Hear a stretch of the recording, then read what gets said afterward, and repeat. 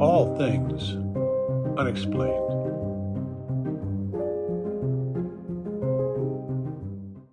When I was a kid, I lived on the Fort Hall Choban Indian Reservation. Um, we're not native, but my dad was actually born on that property on the reservation. So dad became a policeman with the Pocatello Police Force, which is the next biggest city to the south. But because we lived there on the reservation, he was often called out as the liaison officer. If they found something they couldn't handle, they'd call him as he was just right there. And my dad had integrity and so much honesty that people just trust him. That's just the way he is. And hopefully I've gained that from him. But he it was when I was about 4 years old. He was called out to help on this call where this Bigfoot was trying to shake a mobile home off his foundation.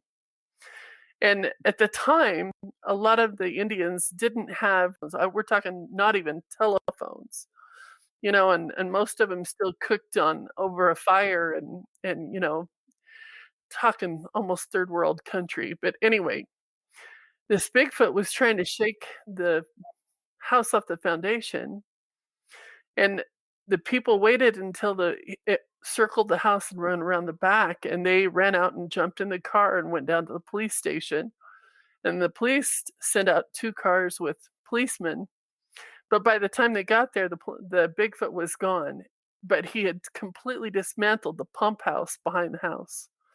So they found these great big enormous footprints in the mud, and they followed them down the canal towards where we lived.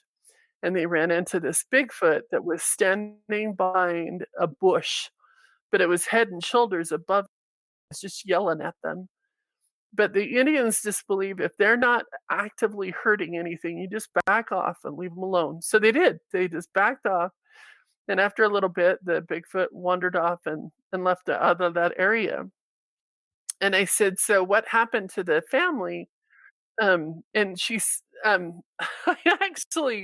I actually heard the rest of the story, and that was really amazing to me. So that happened when I was 4 years old, and I started writing my first book in 2012. And I interviewed this lady, and she said, "So you don't know the rest of the story?" And I said, "No." And I said, "Is there a rest of the story?" And she said, "Yeah." She said that the man who lived in that trailer had taken a pot shot at a juvenile Bigfoot and drawn blood and didn't kill it. It just kept going. But 2 days later, here comes this Bigfoot that's just so angry. And I'm like, "Oh, so this is mama. This is mama saying, 'Leave my kid alone.'"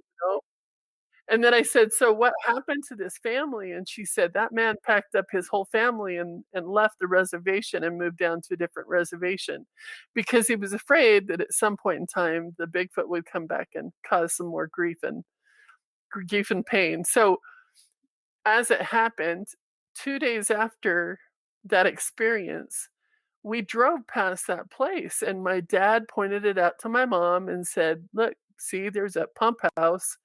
And it was just in splinters all over the place.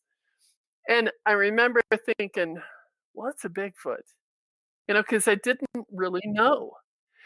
And Liz, I could keep hearing these stories from all over the reservation, all over different places.